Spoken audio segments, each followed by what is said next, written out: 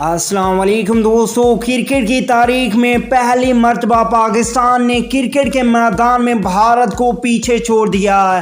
جی ہاں، آئی سی سی نے اب سے تھوڑی دیر قبل 11 بہترین کھلاڑیوں کا اعلان کر دیا ہے، جس میں پاکستان کرکٹ ٹیم کے کیپٹن بابر اعظم کو آئی سی سی ٹیم کا کیپٹن مقرر کر دیا گیا ہے۔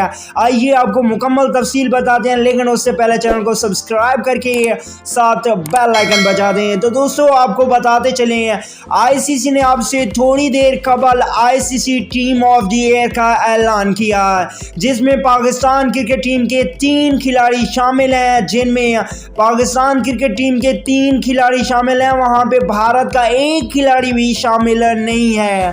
پاکستان کے جو کھلاڑی شامل ہیں ان میں محمد رضوان وکٹ کیپر کے طور پہ شامل کیے گئے ہیں، بابر اعظم ٹیم کے کیپٹن مقرر ہوئے ہیں، جبکہ شاہین شاہ آفریدی فاسٹ بولر کی لسٹ میں شامل ہے۔ کرکٹ کی تاریخ میں پاکستان کرکٹ ٹیم کی یہ سب سے بڑی کامیابی ہے۔